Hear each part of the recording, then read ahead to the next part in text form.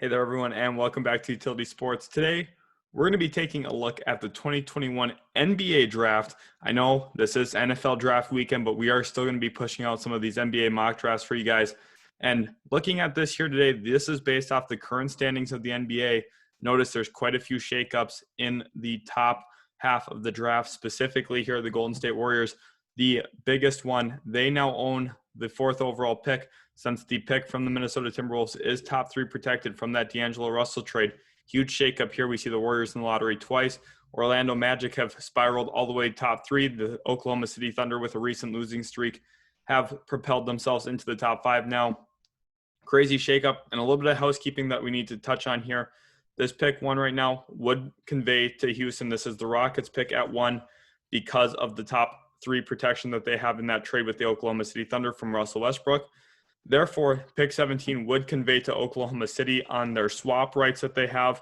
They would have the choice there between 17 and 20. They will keep 17. Obviously, it is the higher number. So that is the things we need to touch on here. Before we jump into the actual mock, hit that like button. Also, subscribe to Utility Sports. If you guys are new, it would mean a lot to us if we could try and get up to 2,650 subscribers. I know that's a pretty lofty goal here, but if you guys just hit that subscribe button, take 1 second of your day, completely free to you, it would really help us out here and urge us to continue making these great mock drafts for you guys. So now at pick 1, let's go ahead and jump into it here. Remember, this is the Houston Rockets here making this selection, not the Oklahoma City Thunder. And the first overall pick is going to be Cade Cunningham. There is no doubt about it. He is the best player in this year's class. He's the most NBA ready. He's got an NBA ready body at 6'7", playing point guard. And this is just going to be a pick that the Rockets or whoever ends up being the number 1 overall pick cannot overthink. I know we got to see Jalen Green play in the G League against some NBA ready guys, some better bodies, but Cade Cunningham was so good for Oklahoma State. He showed everything he needed to. Very good decision-making, much better shooter from three-point line than I was expecting this year. And all in all, Cade Cunningham should be the first overall pick. He's a selfless star. He's going to come into Houston, be their best player almost immediately. Him and Christian Wood are going to be a 2-man crew moving forward there for the Houston Rockets. Also, Kevin Porter Jr., shout out to him. Just last night, he had a 50-point, 10-assist game that is historic level of success. The Rockets are going to be on a quick rebuild track here as long as they get the first overall pick and secure Cade Cunningham with that selection. Now here at pick 2, we've got the Detroit Pistons here on the clock. At pick 2, they have a few different ways they could go. I think Evan Mobley still makes a lot of sense for them. However, I'm going to actually go with Jalen Green here out of the G League Ignite because I think that they need a wing scoring presence, and that's what Jalen Green's going to bring. He's very, very good off the ball. I think he's a good fit next to Killian Hayes. Now, Killian Hayes, I've still got my concerns about him as a player, but you have to look at him in the idea that he's a very good passer. That is the one thing on offense that I think he consistently brings is he makes good decisions when the ball's in his hands, and he is excellent in transition, passing the basketball. I think Jalen Green is going to be a perfect running mate with Killian Hayes there in that backcourt, and Jalen Green would become the future face of the Detroit Pistons franchise. It obviously hurts they didn't keep Christian Wood there. They could still use some center help, even though Isaiah Stewart, I know some of you feel he's been playing well. I just don't look at him as that great of a center long term. I think he's got some good role minutes to him, but at the end of the day, Jalen Green's still the pick here at that position. Pick number 3 now, moving on to the Orlando Magic here. They are a team with a variety of different ways they could look. They've got kind of a filled-out backcourt here when you look at who they have. They drafted Cole Anthony last year, brought in R.J. Hampton via trade. Obviously still have Markelle Fultz at that point guard spot once he's back from his ACL tear. Looking at their wings, they could badly need some help there. However, I'm just going to have them go best player available. This fits what Orlando does. They like to look at big men, and there's not a better one in this draft than Evan Mobley. After Evan Mobley's off the board, there is a significant drop-off at the center position. He's going to come in. He moves his feet very well. He's already better than Wendell Carter, in my opinion. He averaged about 3 blocks per game at USC, and I think he's going to be a very, very good NBA player. I would be surprised if he doesn't go in the top 3. He possibly could have gone 2nd overall, but going 3rd here to the Orlando Magic, I think makes all the sense in the world. And the NBA should be happy that the Golden State Warriors aren't able to put Evan Mobley next to James Wiseman in that front court. Now at pick 4, the Warriors here this high because of the trade for D'Angelo Russell involving Andrew Wiggins. And this is a crazy situation now because Remember, they're going to get Klay Thompson back healthy next year. I think Andrew Wiggins has looked pretty good there this year, especially on the defensive end. James Wiseman, I know he's been a little injured, but Draymond Green's been having some pretty good games. And now at this point, the Warriors are going to look for someone who's going to be that long-term Kelly Oubre replacement. I just don't see a spot in that starting lineup for Oubre. Doesn't sound like he wants to be back in a bench role. So we'll see if the Warriors look at that wing position. And if they do, it's going to be Jonathan Kuminga here out of the G League Ignite. He's a player who I think could go as early as second overall based on what his physical traits are. He's 6'8", really good length, probably measuring above a 7'1", 7'2" wingspan. Very athletic, showed some really good ball skills as well during his time in the G League Ignite. I know he didn't have the best splits from the field in terms of efficiency, but he showed some unique passing for a player his size, and also showed the ability to handle the rock, consistent into pull-up jumpers. I think Kuminga is a guy who has a very, very high ceiling, and I think the Warriors would love to pull the trigger on Kuminga here and maybe look at a future franchise centered around Wiseman and Kuminga, as well as Kuminga being a good fit into that role now as we see Curry, Klay Thompson, Draymond Green move into the back end of their careers, try and put a competitive product on the floor yet again for Golden State.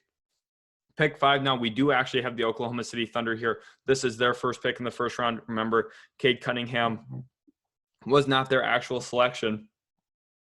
So at this point, you have to be looking in that backcourt, and they've just got way too much pressure on Shai Gilgeous-Alexander at this point. Jalen Suggs is going to be the pick. He was a very, very great for Gonzaga all year long. Obviously, that iconic half-court buzzer beater, that was an absolutely insane game. But Jalen Suggs was just great all year long. I think he's going to take a lot of pressure off Shai Gilgeous-Alexander, who creates about 85% of his own baskets off the dribble. Suggs, a very good passer, very, very intense defender. That's his greatest strength, honestly, in my opinion, is what he's going to bring defensively. He's very, very gritty, gets his hands in the passing lanes, willing to go chest to chest with an offensive player to D up and really put in a lot of effort on that end. I like what he brings. Oklahoma City is the perfect spot for him. You've got two really good combo guards now in the backcourt in Shai Gilgeous and Jalen Suggs. I think this is a perfect scenario for Sam Presti and the Oklahoma City Thunder. Pick 6, we've got the Cleveland Cavaliers here on the board. And this is really where the draft starts to get interesting. I think the top 5 is clearly cemented above the remaining players in this year's class. At 6, the Cavs have a variety of options, but I think they're going to really be looking in the front court, and they're going to opt for Jalen Johnson here out of Duke. He's a player who is very, very interesting. Opted out of the season midway through. Very, very tough situation because that could really impact his draft stock. It's possible we could see him go outside the lottery even. However, I'm having him still go 6th overall. From a talent perspective, he's got good athleticism, going to be good in transition. I think the Cavaliers need someone who's a little bit more dynamic in that front court, someone who's going to be able to attack the rim, also get his own shot off. I think this helps the Cavaliers kind of balance out their scoring attack and their roster. At pick 7 now, we got the Sacramento Kings, and they're another team looking for front court help. I know some people are going to say Kai Jones should go here. I just don't necessarily know if I see the Kings pulling the trigger on Kai Jones at pick 7, but Kai Jones won't fall far. No worries about that, guys. At 7 here, instead, I have the Kings going with Scottie Barnes out of Florida State. FSU has become a defensive university, honestly. They've produced a lot of good defensive players into the NBA. Jonathan Isaac, a very, very good example of that. Also, Patrick Williams this year for Chicago. He's playing phenomenally on that end, and I think Devin Vassell is going to be another player that really, really grows into his body and takes a lot of strides forward in the NBA moving forward. But Scottie Barnes here, I really like what he brings. He's a traditional two-way wing. He's going to fit into Sacramento. Everything that they do is going to be centered around Tyrese Halliburton and De'Aaron Fox for the future. Scottie Barnes, a good positional fit, also a good scheme fit there in Sacramento. Pick number 8, we got the Toronto Raptors here. And like I said, Kai Jones is not falling far. Toronto has such a big time need at that center position that there's just no way that they can really afford to not go and grab a guy like Kai Jones. So here we'll see Kai Jones go. I know they have him listed as a power forward. I see him more as a center in the NBA. That's kind of the position he's going to play. They need to find someone who can be a starter for them. Maybe it's Chris Boucher. I really like what he is. He's probably got to be in the consideration for most improved player of the year. At the start of the year, I said him and Christian Wood will be the two favorites for that. I feel like I've been pretty correct on that so far. However, he just doesn't have the stamina to play 36 minutes a night. Raptors need another big man who's going to come in and give them more than what Aaron Baines has been giving them this year. Kai Jones is that player. I think that this is a good grab for the Toronto Raptors at 8. Pick number 9 now. This was something else I should have touched at the top of the show here. The Chicago Bulls do not actually own pick 9. This pick is going to the Orlando Magic, who earlier in this mock draft grabbed Evan Mobley. And here I think the Magic swing for the fences, go for gold, and they're going to go and take someone who I've been very, very high on throughout this entire process, and that is Josh Giddy. He's playing over in the NBL for the New Zealand Breakers, and he is a player I'm in love with during this process. He's a 6'8" point guard. He has phenomenal feel for the game. He is going to be a player that, doesn't bring the most athleticism, isn't the toughest player. He's going to struggle playing through contact a little bit early on in his career, I feel.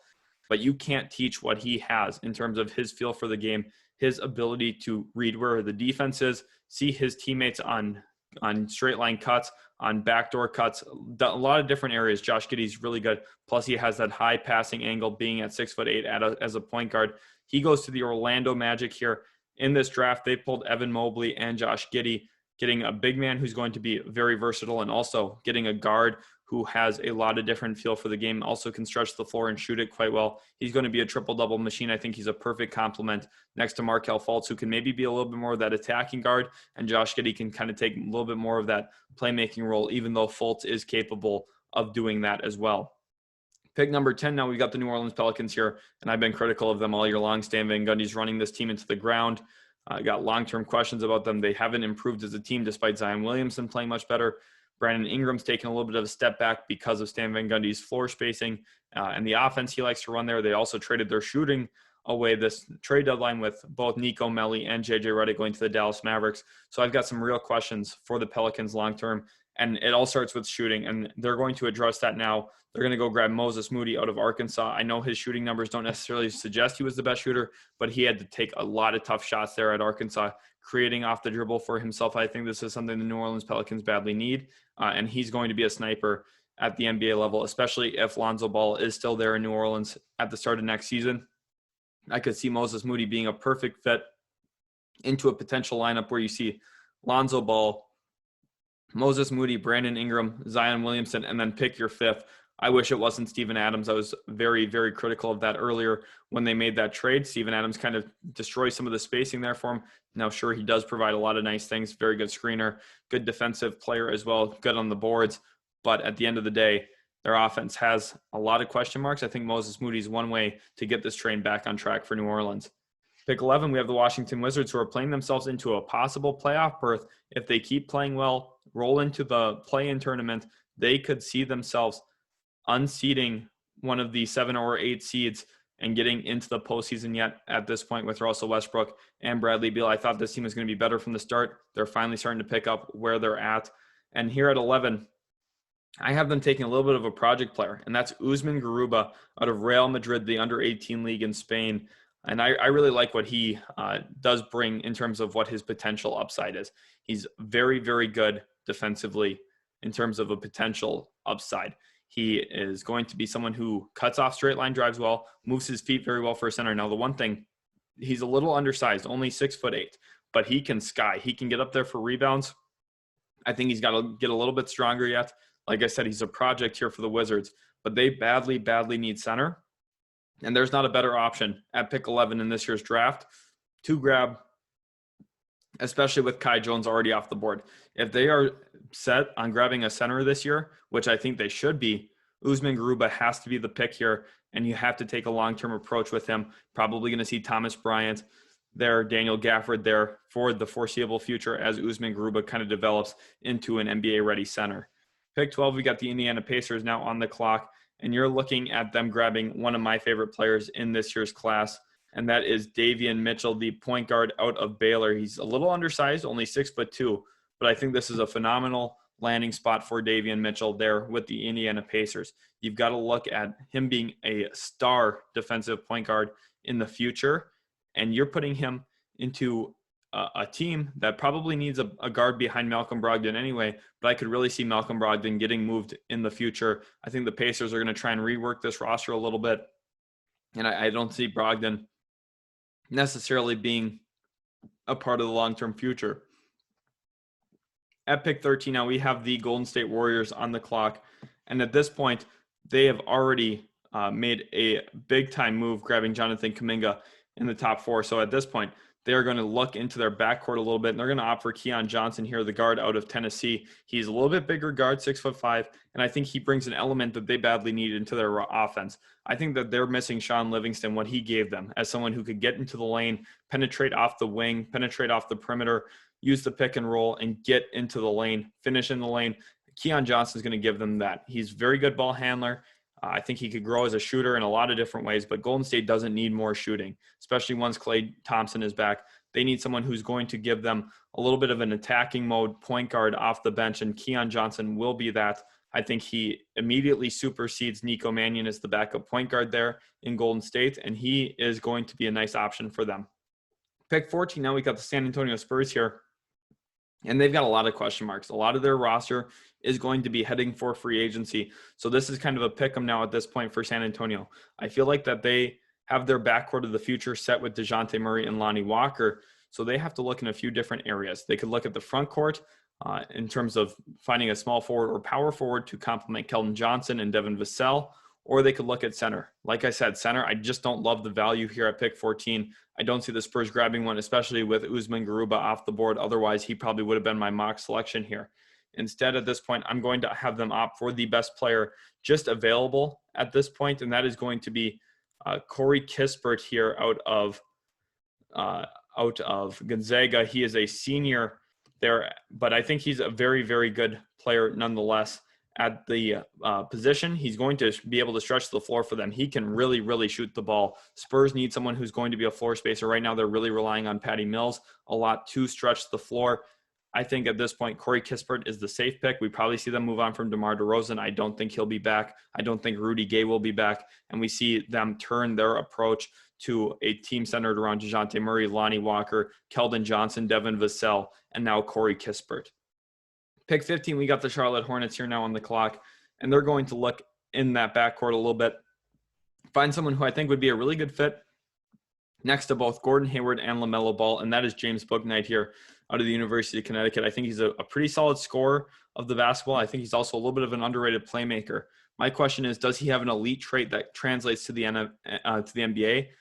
I don't necessarily believe so, but I think he's got a lot of good traits that will be helpful on a near playoff team or a team that wants to take steps forward into the playoffs and be a little bit more competitive. I think the Hornets are great here. Miles Bridges has taken a couple steps forward this year in terms of efficiency, and I think that adding Bouknight into that backcourt kind of gives them a little bit more of a well-rounded roster, especially if Vernon Carey and Nick Richards can be their centers of the future. I know they took them both last year in the second round. The hope is at least one of those two pan out. Vernon Carey looked pretty good during the G League, and he's looked a little better this year than I thought he maybe would.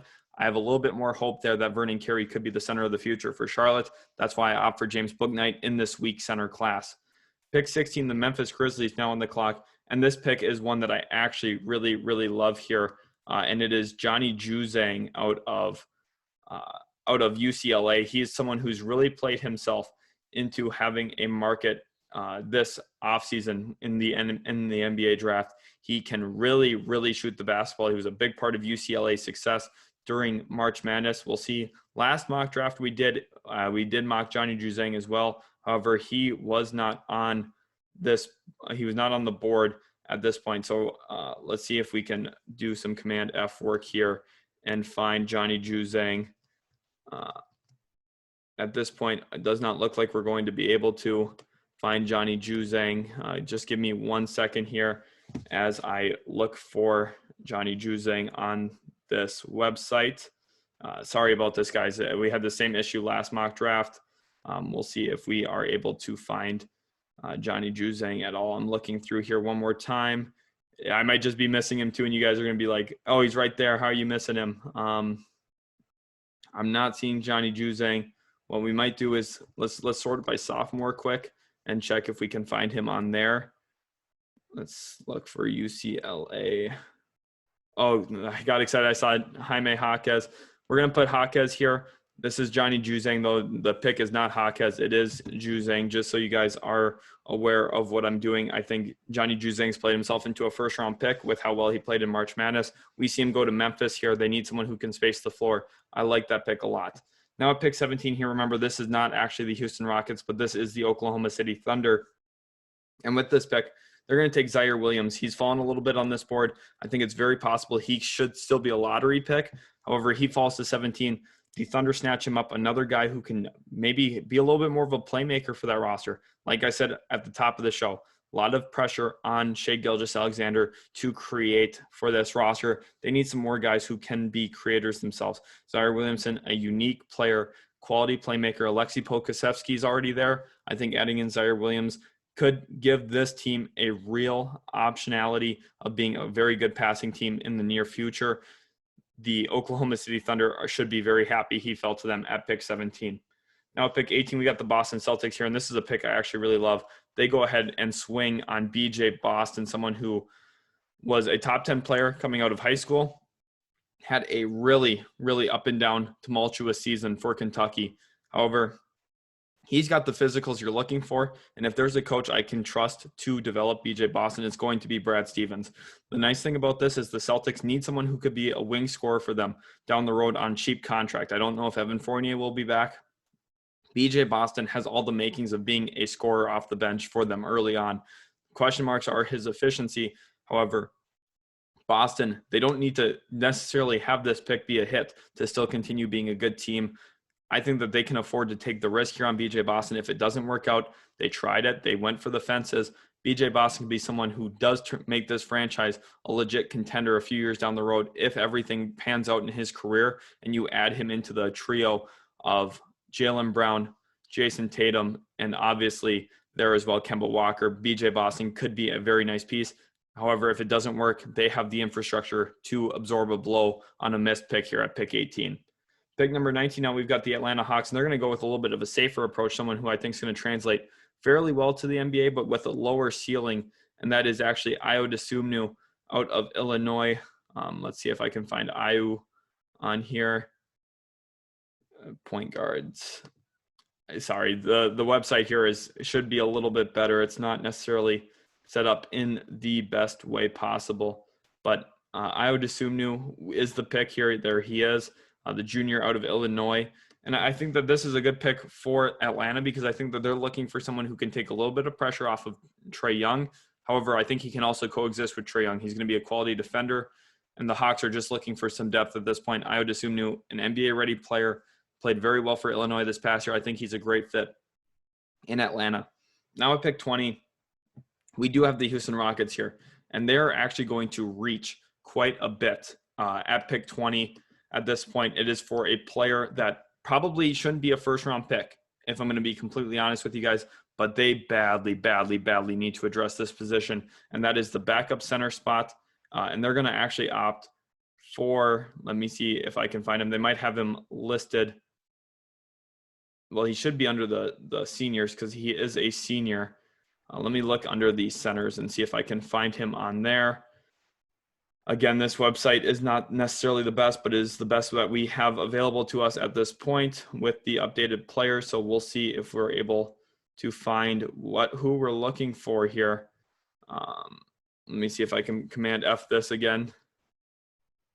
Okay, not coming up with what we needed it to come up with.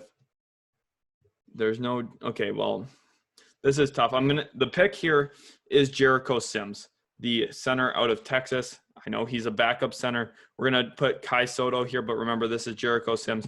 Interesting thing about Jericho Sims is he's gotten a lot better in his 4 years with Texas, especially on the defensive end, and the Houston Rockets badly need to find a center that's going to be impactful. Remember, this is not Kai Soto here. This is Jericho Sims. The website just does not have the draft pool necessarily updated to the level that they need to have it. Moving forward, we're going to figure something out where we can have a little bit more accuracy with the names that are appearing on the graphic, but Jericho Sims is still the pick here at 20. I like what he presents in terms of his potential on the defensive end, and they just badly need to find some guys for that front court. When Christian Wood went down, that's when they went on their 20-game losing streak. They can't afford to go into next year without some center depth. Weak center class, it leads to teams taking some reaches on players. Jericho Sims is one of those. And an interesting fun fact, I did play against Jericho Sims in high school. I do think he's a pretty solid player, not worth a first-round pick in my estimation, but still we see him go pick 20 here because of the serious need the Rockets have at center. Now pick 21, we've got the New York Knicks on the board, and they're pretty happy with how this has fallen because there is one specific player still here that they really, really like, and that is Franz Wagner, obviously the brother of Mo Wagner. Let's see if we can find him here on this as well. This website, like I said, not the best for this, but Franz Wagner, he's got some interesting two-way potential. I think that he's going to be a nice piece for them moving forward. Let's go and look under the sophomores to see if we can find him on there. And he's going to be someone who's a little bit of an interesting translation to the NBA. They have him listed as a small forward. I see him more likely playing the 4 at the NBA level, but he's got some interesting defensive potential. I think he comes into New York. I think that Tom Thibodeau is looking for players who are going to be coming from winning programs to help try and build a winning culture there. For the New York Knicks, they've had a very good year this year, and now at pick 21, they grab Franz Wagner to help keep that up for next season. Then following up in 22, they're back-to-back here, and they're going to go with another player coming from a winning program, and that's Jared Butler. I think that they need to add some defensive presence into that backcourt, and Jared Butler is the best available player to do so here. At pick 22 coming from Baylor, he just won a national title. I think that if you're looking at the New York Knicks and you see with picks 21 and 22, you pull Franz Wagner and Jared Butler, you've got to be pretty happy at the end of the day with the value there. Pick 23, we've got the Los Angeles Lakers here now on the clock, and they're going to go with someone who's going to be a shot creator for them off the bench. I think that's a real positional need at this point, just based on what they have, what they've shown this year, especially when LeBron James has went out. They have really, really fallen in the standings. They're just one game out of 6th place at this point. So very possible we could see them match up with the Los Angeles Clippers round 1. But that player is Jaden Springer out of Tennessee. Let's see if we can find Springer here. There he is, the freshman. And I really like what he could present, especially after the lottery. I think if you can get him between picks 17 and 25, that's about where his value should be. I think he's going to struggle with efficiency a little bit, adjusting to the NBA with some of the shots he takes. I think he disappears against more physical defenders.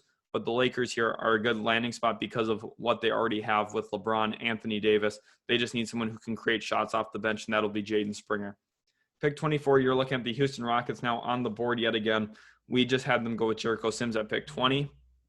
Now at this point, pick 24, they're going to go and grab Rocco Perkacin here out of Croatia, the U18 league over there. He's another interesting player for that front court. I know he's listed as a center. He's going to play more of that stretch 4 role in the NBA, and I think he's got some real potential to be a guy that a lot of you like. Once you get to watch him a little bit more, having studied him, I think he's someone who can put the ball on the deck a little bit at the big man position, but also space it. I think he'd be a nice fit for this roster, especially having grabbed Cade Cunningham already at this point.